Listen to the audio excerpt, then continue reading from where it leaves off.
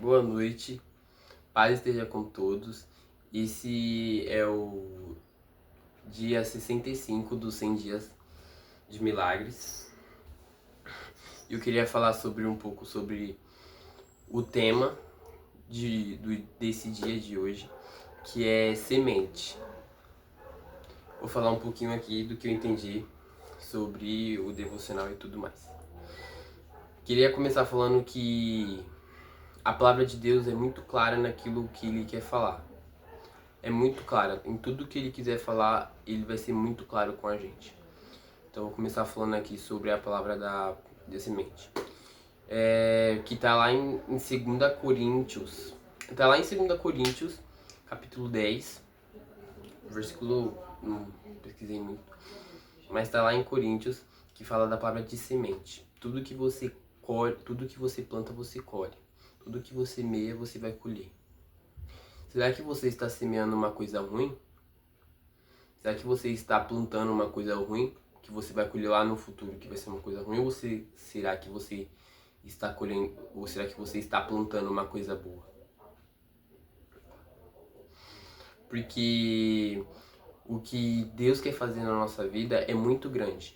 Mas para isso basta você escolher, porque a escolha é sua, a escolha não é dele. Basta você escolher se você vai querer plantar uma coisa ruim ou se você vai querer plantar uma coisa boa. Por causa que quando ele fala sobre isso, quando ele realmente ele é muito claro quando ele quer falar sobre isso. Porque tem aquela palavra lá do menino dos 3 pão e dos 2 peixinhos. Tem essa palavra eu gosto muito. Porque o que Deus fez com aquela multidão ali, gente, não é normal. Ele multiplicou para todo mundo ali. Só tinha 3 pão e 2 peixes. E Deus está querendo falar uma coisa muito boa. Ele quer falar que não é pra gente só pensar só na gente. Quando a gente for fazer qualquer coisa, a gente não pensa só na gente. Quando Deus entrega algo pra você, não é pra você pensar só em você, é pra você pensar em como que você vai salvar vidas, como que você vai salvar vidas, vai salvar almas com aquilo que Deus te entregou.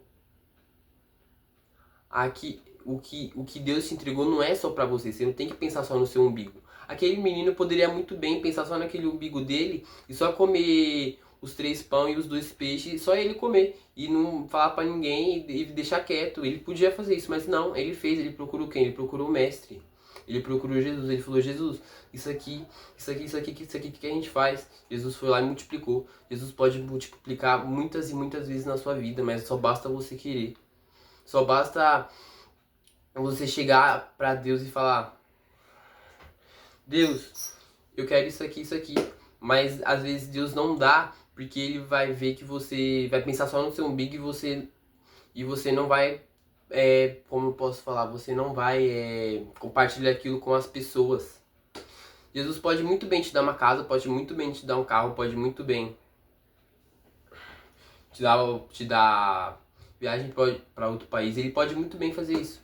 Poder ele pode, mas ele não faz porque ele sabe que se ele fizer isso por você de primeira, ele sabe que você vai sair da presença dele.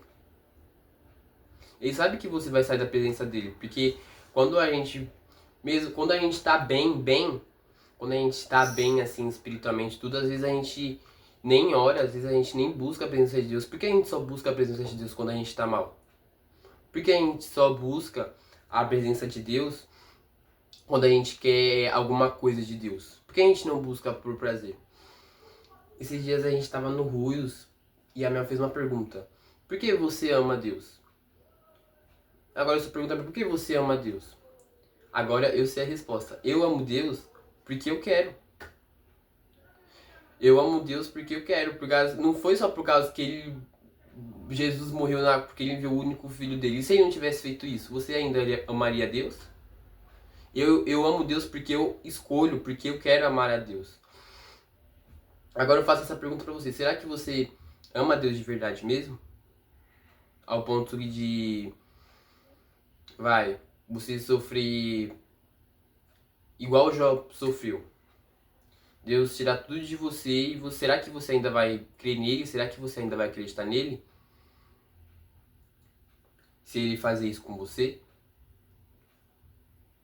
Será que você ainda vai continuar acreditando nele? É só uma pergunta para vocês refletirem em casa, porque não tem como responder, né?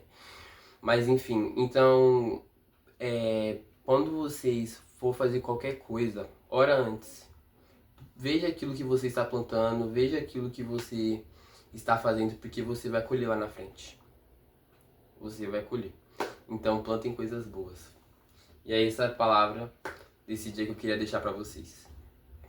Boa noite. Tá de noite. Mas bom dia se vocês forem ver de bom. Se você forem ver de dia, e boa noite se vocês forem ver de noite. É isso.